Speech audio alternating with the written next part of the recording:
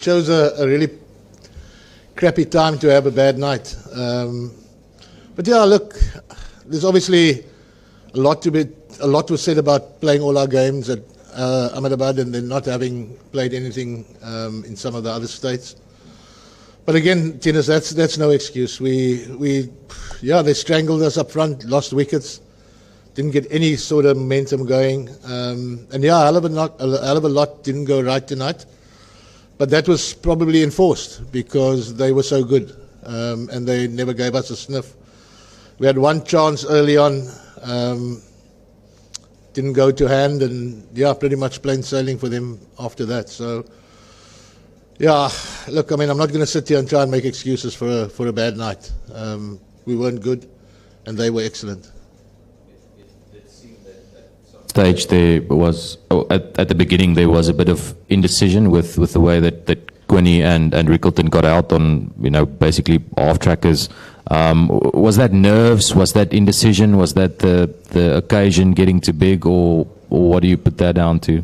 Soft dismissals. Yeah, this sort of things can happen in T20 cricket. When you've got to make a play. I thought the wicket was a little bit stoppy to start off with. Maybe they could have given themselves a bit more of a chance. But I mean, it's nothing deliveries that get wickets, But such is the nature of T20 cricket. You have a bad couple of overs and then you're struggling to pull it back. But definitely got nothing to do with nerves and the sense of occasion, nothing like that. Just so happens to be a semi-final again, and so all the cliches and all the whatever will come out now again, but it's certainly nothing to do with that. New Zealand were excellent tonight. Shooks, it probably feels a bit unfair to ask this now because you haven't had a lot of time, but considering how much went right and how much went wrong, how do you explain that, or do you just say, like, this is cricket, it's tournament cricket, it happens and it's okay? I don't know if it's okay, but it's definitely tournament cricket, and especially in T20 cricket when the margins are so small and the time for recovery is also so short, so you've either got to make a decision that you're going to try and hang in there, a bit like Stubbo and Marco did.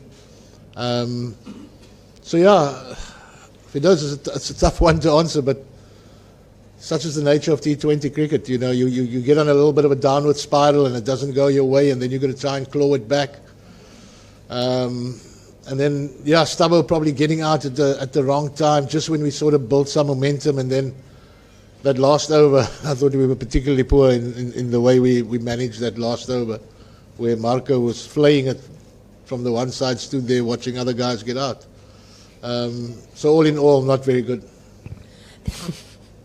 And did you ever feel that, I mean, we're in this, I mean, did you think 170 was maybe defendable, or were there any points that you thought, actually, we've got a grip on the thing?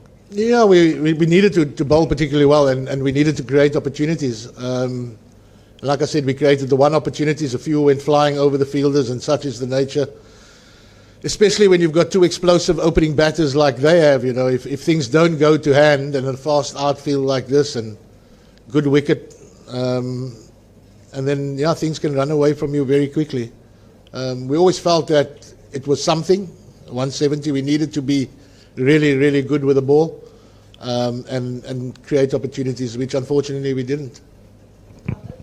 Shooks, we saw against India, you were also 12 for 2 like tonight, in fact 20 for 3, but then there was such a calm in the batting, and that seemed very absent tonight. Is that fair? I don't know if it's entirely fair, but I just felt that the caliber of bowling tonight, coupled with the wicket, made it particularly tough for us. And whether you're alluding to whether it is because it's a semi-final, that's why there wasn't the calmness. I don't think it was that. I really feel that New Zealand really were really, really good tonight. And yes, maybe we could have, but again, you need to take a chance. Brevi going nicely, and then chips one to cover. So a little stop-start, So another couple of overs of him, and who knows, but it wasn't to be. So yeah, I don't think it was any different. I just felt the caliber of bowling, they gave us absolutely nothing, and they really squeezed particularly well. Their spinners were exceptional in those conditions. And just, how do you pick these guys up now? What do you say? What do you do? Well, I don't know. Hopefully we've got a carrier to pick us up to take us home. But look, I mean, the guys will be hurting, and they obviously are. But it's not a hell of a lot. You get judged on World Cups and winning it. I thought we did some exceptional stuff throughout the tournament. Played some really good cricket, and like I said, my opening gambit was we chose a really crappy time to have a poor night, and I stick by that. Yeah, the guys will be hurting, but I think they'll also realize that we weren't good enough tonight. That second over from the off spinner. Now they had people like Santner and others, and he hadn't played much in this World Cup. Was that a surprise they sprung on South Africa that really worked? And do you think that is where South Africa sort of lost the game? I don't think we lost the game there, but it was no surprise. When he was in the starting lineup, we expected him to bowl either the first or second over. Why? Because if you look at some of the dismissals, especially Quinny in the tournament, he got out to off spin. But again, it's T20 cricket. What does he do? Does he stand there and then just see him off? He's got to make a play at some stage, But no, we weren't completely taken by surprise in any way. When we saw his name on the team sheet, we kind of expected him to bowl one of the first or second overs. We lost wickets, 2 wickets back to back. But yeah, I didn't feel that the game was won or lost there. Hi, I just wanted to ask you that why there were no spinners used in the first 6 overs by South Africa? I beg your pardon? Why there was no spinners used in the power play? Yeah, look, I think we always fancied Marco with a new ball against them, the swinging ball. 1 or 2 edges that flew either past slip or over the short third man. Things needed to go away. The wicket got a hell of a lot better. And yeah, in hindsight, we can ask a lot of questions, but that first couple of overs, it looked as if KG and Marco troubled them to a certain degree, and then the floodgates opened after that. Yeah, it's like I said, it's easy to say in hindsight why no spinners, but I do feel that the wicket got better, and the manner in which they play. Yeah, it was we fancied our quicks against them, but it wasn't to be tonight. Yeah, Shukri. Shukri, what do you have to say to people who time and again say that South Africa choke in the knockouts of a World Cup? I don't know if tonight was a choke. I thought it was a bloody walloping. We got our asses.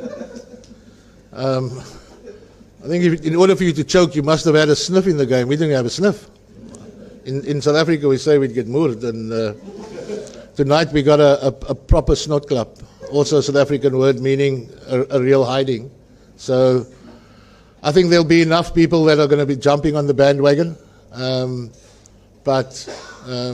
Yeah, we did so many special things. I'm so proud of these guys. I don't think many people gave us much of a chance of even getting into a semi-final when we left the shores, given our form before that.